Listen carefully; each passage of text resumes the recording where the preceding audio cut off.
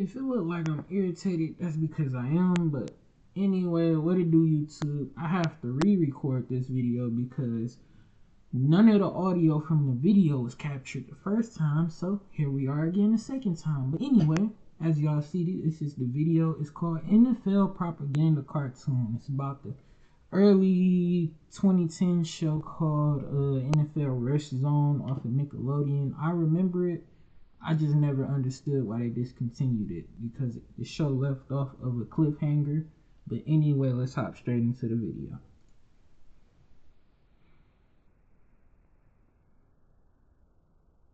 Ah, yes, it's the start of the football season. Or something, I don't really know. I'm not really a sports guy, at least when it comes to watching traditional sports like football on TV. With that being said, Nickelodeon wasn't going to let this slide. They wanted me to care about watching sports, more specifically here, football, when they teamed up with the NFL to bring out a cartoon series that just needed to incorporate the world of the NFL as its central theme. But the rest of it, with whatever would be left, well, it could be whatever it wanted. And what it wanted was to basically be like the Power Rangers. And on top of this, the whole base concept of the story that happens here kind of turns the NFL as a whole into a giant secret alien conspiracy, and I am not joking when I say that. So let's just talk about it. Let's see how this series came to be in the first place, as well as how the partnership between the NFL and Nickelodeon evolved. And of course, what the show was all about.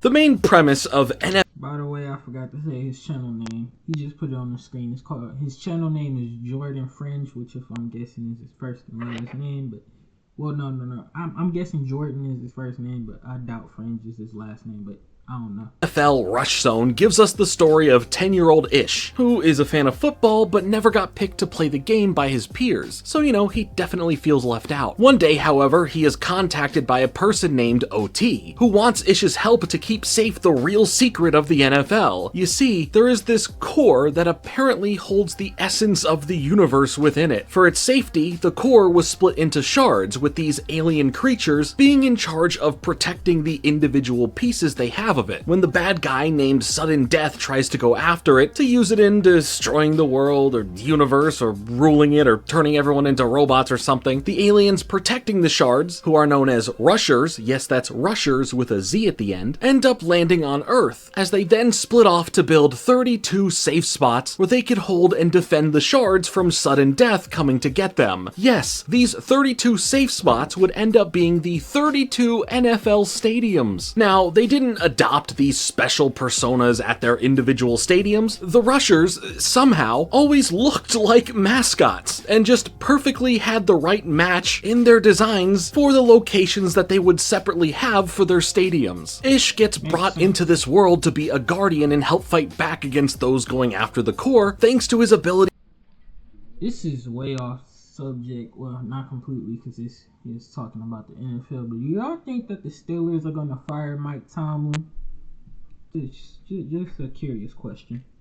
To enter the rush zone thanks to the power of the core. And basically the rush zone is where Ish locks in, getting all this IRL cutaways to real player highlights that can now help him in dealing with whatever situation he's in. Now with the structure of the first season, all of it really fills the role of a prequel or a prologue to when things really become a full-on show with the second season. This same premise is then expanded into Ish now being 11 and moved over to Ohio, because that's where the Football Hall of Fame is and they need that in the show, as we then get other Guardians that join Ish, that being Ash, Ricky, Troy, Tua, and Marty, as now there are new villains in the form of Wildcard and Dropkick, as they are after these special football-looking pieces of the core called Mega Cores. And that's it. That's the main plot for the rest of the series. These kids are now supposed to protect the NFL, which in doing so, saves the universe. Rushzone is up next.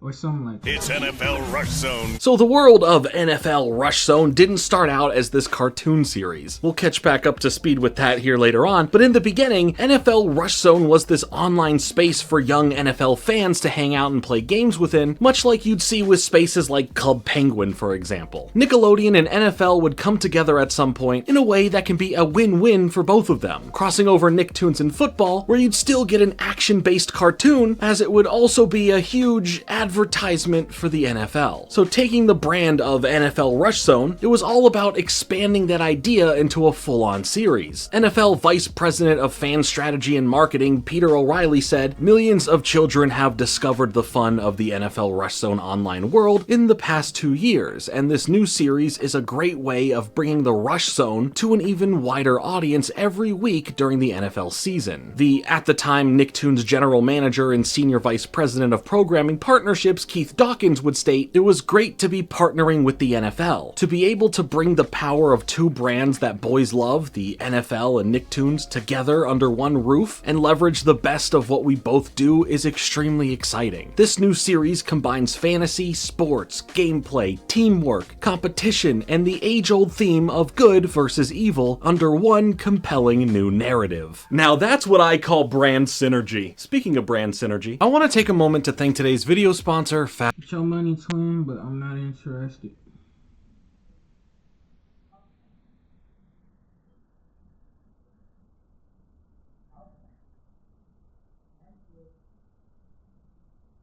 Oops, my bad. Right, other perks and benefits like early access to new drops, VIP only sales, and more. I've been wearing Fabletics activewear for a little while now, and I genuinely love the premium quality feel that everything has to it. I love the way they look, I love the way they feel, and so will you. So click the link in the description to get 80% off your order when signing up to become a new VIP. Thanks again to Fabletics for sponsoring this video. Now, Nickelodeon has always had major initiatives to get the audiences watching to go be more active, to go outside and play. I mean, who can forget when they would have the whole worldwide day of play thing where all of Nickelodeon's suite of channels stopped broadcasting shows and instead had a message on the screen that would tell you to go outside and play. I guess 3 hours somehow equals a whole day, but come on, Nickelodeon needed to get back to delivering the cartoon goods at the proper peak hours. But all of this to say, yeah, I guess it makes sense that Nickelodeon would start working with the NFL in this capacity, wanting to create a cartoon around the already established IP that had around 2 million users already, to where there could be some good brand recognition. Things, however, would start out slow. This wasn't going to be a full-on series right away, but instead something that could feel more like a webtoon, both in animation quality and length. The whole first season of the show, dubbed Guardians of the Core, would be 22 episodes of these 2 to 5 minute shorts that would premiere weekly throughout the NFL season. But this wasn't for the main Nickelodeon channel, no. This was airing on their sister channel, Nicktoons. At the same time, the series would also premiere on NFLRush.com so they could get the attention from the audience there that may not have been able to see or even know about it being on Nicktoons. After this would all come to an end in February of 2011, this whole thing kind of disappeared for a bit, making it seem like it was a one and done deal. But surprisingly, over a year and a half later, we would actually get word about why there was nothing more of this joint project for so long. And that's because they were busy turning NFL Rushzone into a full-fledged cartoon series instead of just being shorts. We are proud to partner with the NFL to bring Nicktoons viewers a full-length second season of NFL Rushzone, combining rich storytelling, animation, fantasy, and kid-relatable content with teamwork, competition, and the world of the NFL. NFL Rushzone truly reflects the best of our two worlds. That was said once again from Keith Dawkins, as he said a lot of the same things that he said before, but this time announcing the partnership has grown to where this is going to be a full-on show now. We are thrilled to continue our relationship with Nickelodeon by expanding the NFL Rushzone world that kids love through a first-of-its-kind animated series. That was said by Peter O'Reilly, and I'm not too sure what that last part meant, you know, a first-of-its-kind, but okay, sure, what the heck. He would continue on to say as well, young fans and parents will relate to our unlikely heroes while also experiencing their favorite NFL teams and players in a whole new animated way. The same kind of setup and deal would happen here between the two brands, with the Nicktoons channel premiering this season 2 of the show, titled Season of the Guardians, while NFLRush.com would host the episodes online afterwards. This time, the NFL Network channel would even play reruns of the episodes too, as well as have high-definition versions of the episodes being able to be viewed on video boards in NFL stadiums. So to give credit where it's due, there was a big effort in making this series a big deal and seen by their direct audiences, more so football fans than just Nickelodeon fans though. This partnership would continue on for a third season dubbed Guardians Unleashed, but that was it. After the third season came to an end in October of 2014, the show never would continue. And to make matters worse, the series That's what I didn't understand, because they left it off at a cliffhanger and then didn't continue the show. Like, that just don't make sense. They did that with a lot of shows, because this one show on Netflix called The Get Down did the same thing. Made you think that a third season was coming. Never came. would end on a cliffhanger. Another episode of Rushzone is up next. It's NFL Rush Zone. With how the third season came to an end, it teases that the main story in dealing with the big bad of the series Wildcard isn't over, as he escapes defeat with the kids themselves doing that whole teasing thing where they know something is going to be coming thanks to all of this, and everyone is counting on them to take care of things and be protectors. So while not saying what will happen next, they just know something is gonna happen and the story isn't over. There was never a confirmed fourth season that was in the works or planned, but based on how this final season ends, it kind of makes it clear that they weren't done and that more would have been ready to be made if the series would have continued. I do think that if you found yourself caring about the story on like a true deeper level, if that's even possible for this show, then maybe there is enough here to be satisfied with how it ends, but it just feels... I'm gonna be honest, it's only one show that I was really interested in watching when I was younger. Only reason I stopped watching is because they took it off Netflix, and now it's Friday Night Types.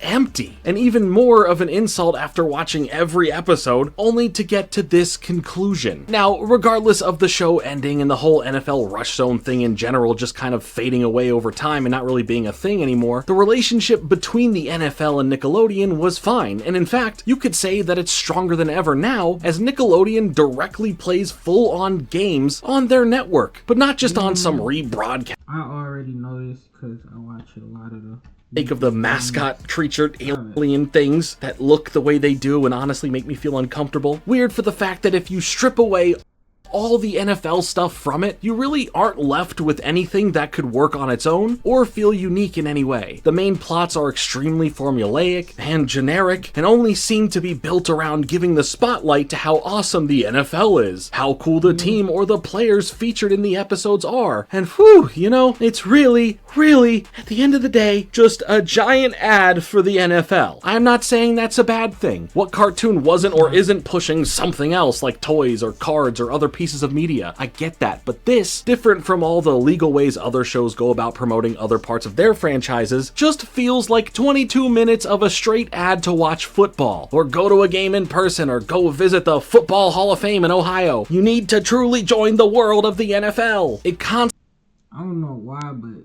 dog eating a burrito reminded me the first time I ever ate a damn hamburger. Me and my dad had went to this Pistons game, first ever Pistons game. If you from Detroit, then you know the Pistons didn't start playing at the Little Caesars Arena until like I think the 20th season, the season of 2018, 2019.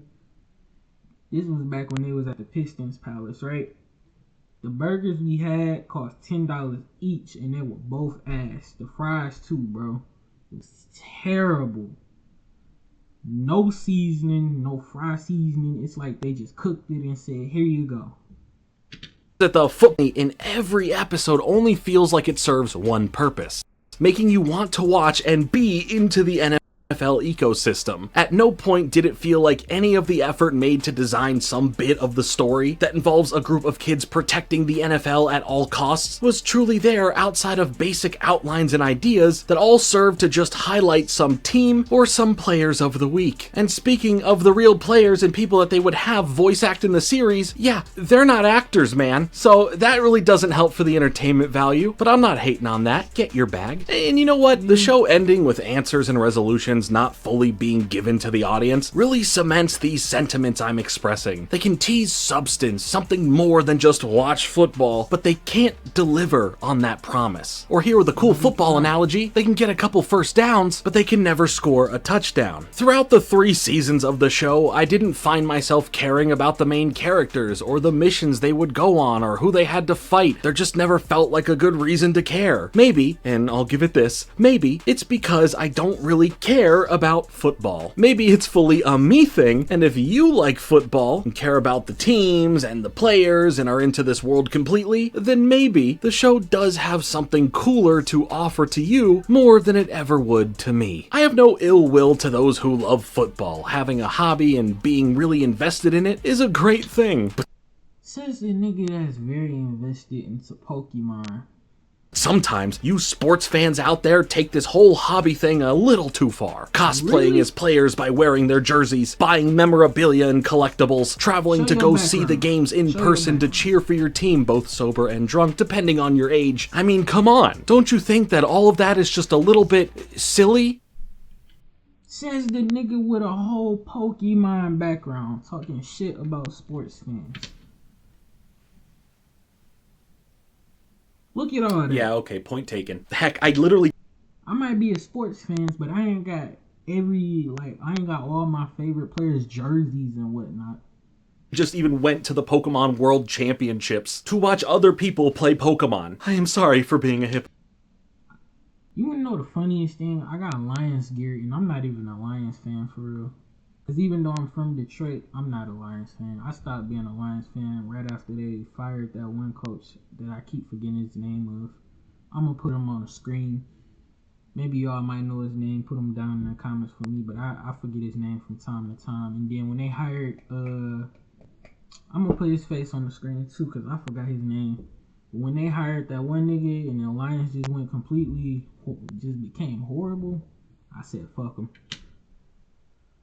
At the end of the day, I don't think an idea like this is a bad one. I, in fact, love that there is always some sort of push from Nickelodeon to get younger audiences interested in outdoor activities and sports. Growing up, just because I didn't watch sports on TV, didn't mean I wasn't outside and playing basketball with friends or tossing around a football or even skateboarding, which was my personal favorite thing to get into outside of playing basketball. I do think a show like this can work. I love a lot of sports media, specifically all of the many great movies and shows all about them that are out there. But at their core, what they all have is substance. Whether that's following the story of a singular person or watching a team having to work together to overcome a hard challenge, there was just always more to offer than just advertising the sport itself. If I'm watching a movie like Friday Night Lights, I am there for the characters and the story that ultimately involves the sport, but I am not there solely for the sport itself. And I think that's the big difference for me when it comes to a show like this. I know a show like NFL Rushzone could work if it wasn't for the focus always having to be about the NFL, and instead would go and focus on the characters themselves. Sure, getting to have the players and teams directly involved in the episodes may have been cool fanfare, but with this being important to every episode, makes it so that any special feeling that could have been there is now completely gone. For me, there really isn't anything to discuss too deeply when it comes to what we see in the series. The plots and characters feel so uninspired, repetitive, and, for it being an action series, boring. I would have probably just enjoyed watching the NFL rather than what felt more like a giant ad to watch the NFL, you know? What was more interesting to me was seeing how these brands came together to make this happen, because the show just wasn't for me, and even if it was, I don't think it had enough substance to really break down, you know? Outside of understanding that it was all NFL propaganda. Now, with that all being said, what are your thoughts on NFL Rushzone? Did you ever get a chance to see this series while it aired? Were you into it either because you genuinely enjoyed it for what it was, or because it was so heavily filled with real NFL branding and included the real teams and players? Let me know all of that and more in the comments below. Thank you so much for watching. Make sure to leave a like on this video and to subscribe for more videos like this coming soon, but until then, later. Alright, YouTube, that's gonna wrap it up for the video. If you do enjoy, please like, comment, and subscribe. If you want me to do anything else related to something like this, please leave it down in the description. I was supposed to react to one of my viewers' stuff, but honestly, I forgot about it. I mean, like, I watched it. It's sort of like a Power Rangers knockoff, but I might try to get into it. Well, not get into it, but try to react to it. But I'm still deciding. But anyway, I'm out of here. Deuces.